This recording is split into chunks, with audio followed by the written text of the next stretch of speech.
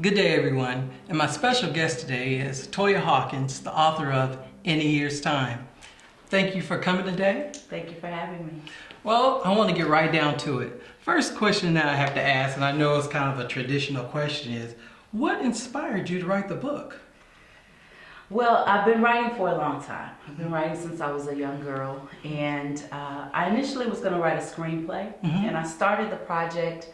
After starting the project, I just started getting these ideas, and as I heard the conversation and stories, I just decided to start putting it down in book form. Without giving away too much of the book, Okay. without giving away too much of the plot, Yes. what is the book about? The book is about a woman who has a tragedy in her life.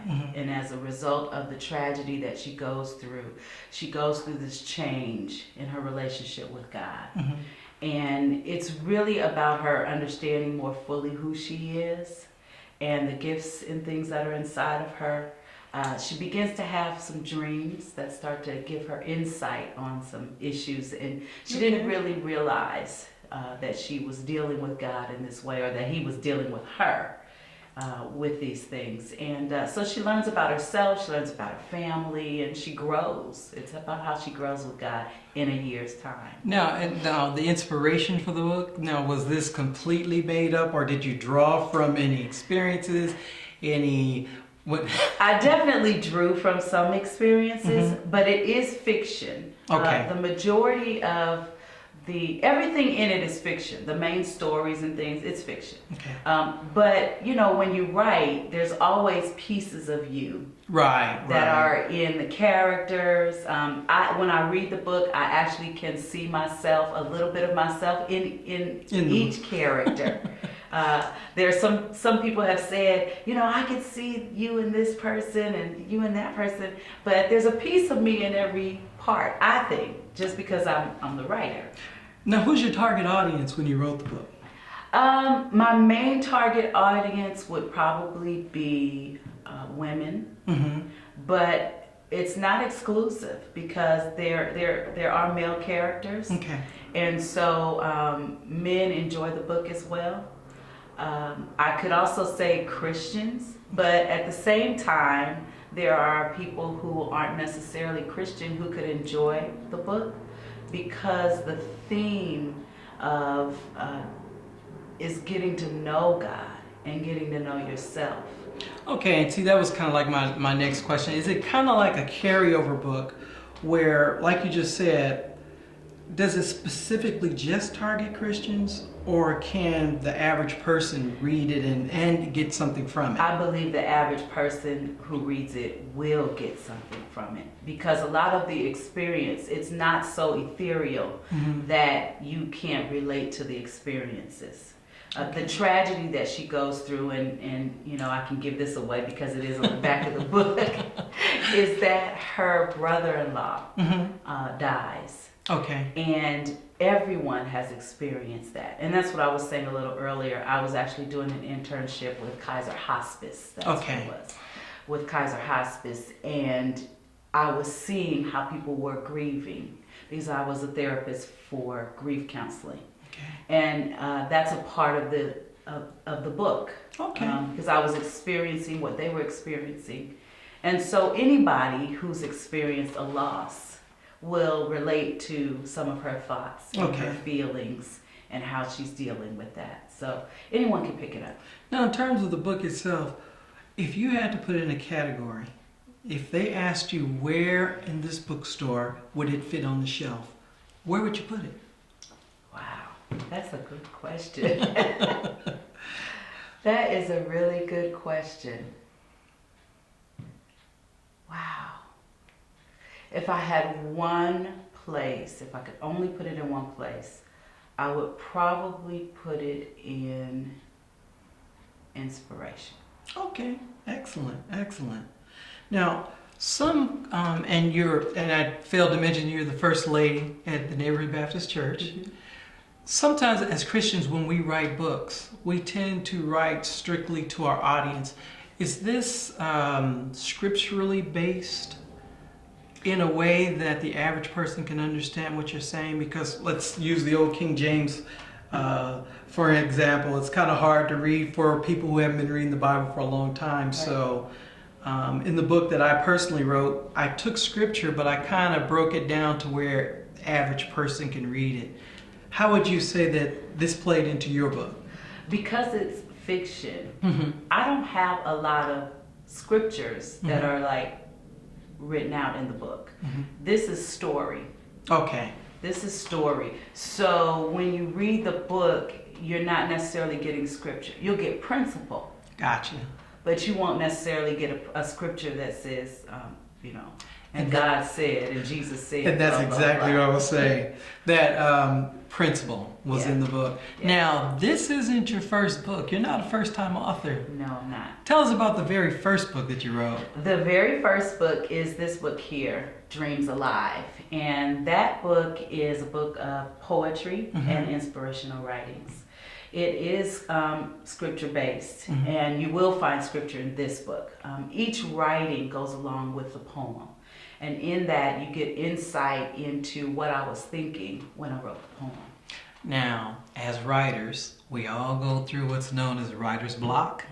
I'm kind of wondering, for those people that you know who are going to be writers, that want to write, what advice would you give them when they come up against writer's block? Live. I wish you were around when I wrote the book. I could have used that advice. Live. Because writing is a part of your experience. Okay. It's a part of what you see, who you are, what you're around, what you read, what you listen to. Excellent. So it's really about living. If you're feeling a block, it's not about pressuring yourself to make sure you write. Especially for me, because I believe that I write by inspiration. Okay. So if I write by inspiration, then there's no need for me to try to force inspiration. Absolutely. Did you have any type of formulas that you use? Like some people, they'll get up and say, I'm going to write at least one page today. And by the time I finish, I'll have at least 31 pages written, good, bad, or ugly, toward the end of the month. So did you utilize any specific type formulas? Well, whenever I do that and say I'm going to write 2 pages a day or 3 pages, that never works for me. Okay. So what I basically did for Dreams Alive, my children were really young. And so what I did for Dreams Alive is I did take an hour of prayer. Okay. I would put them down to bed. This could help someone who has children and they're thinking, I can't, I don't have the time to do this.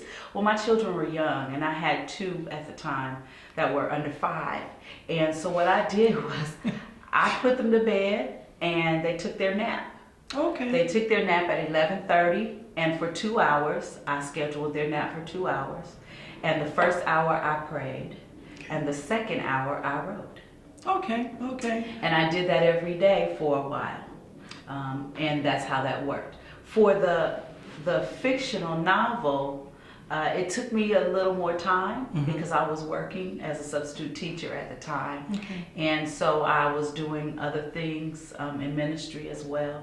So initially, I didn't have a schedule. I was kind of doing it, and then I kind of put it aside because it was my first novel. There was a part of me that was a little timid about it. Right.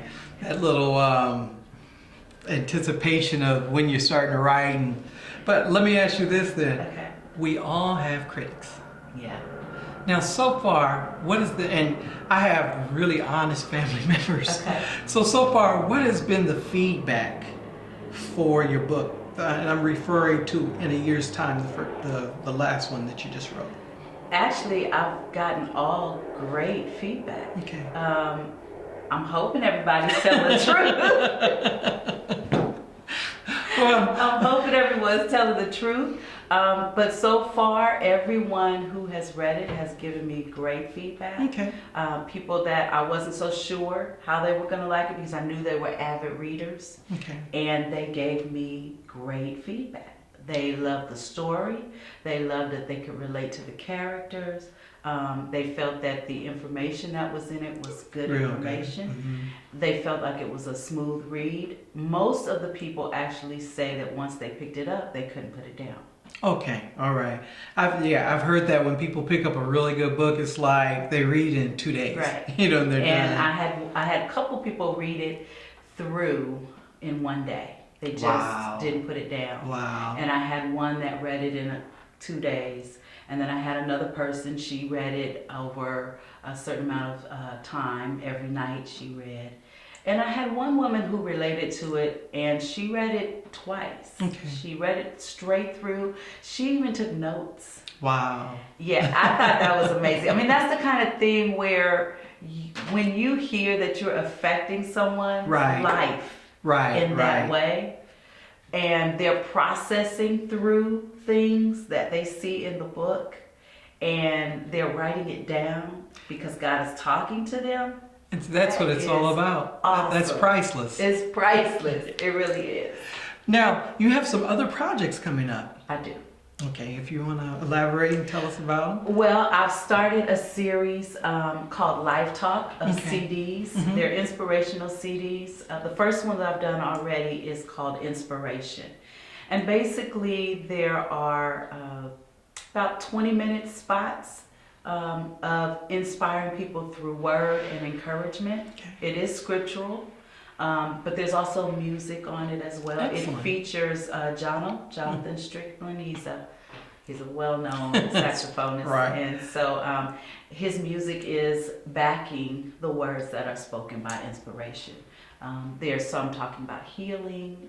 There's talking about who you are in God. Mhm. So there's really some building up in that area. And that's going to be a series. I'll be doing more of those. Now, for your book and your other products, where can they go to purchase these things? You can go to www.toyahawkins.com. That's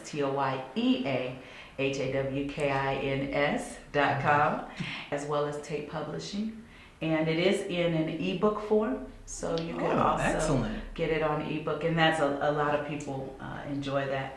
I was doing a book signing just a few days ago, and one of the women that I was speaking with asked me, was it in book form, because she had her Nook and she wanted to go and get it as an ebook. So you can do that as well. Well, it's been my pleasure to have you here on my show. Thank you so much. And once again, we're going to put her website down on the bottom so you can find her books. Thank you, Toyea. Thank you for having me. All right.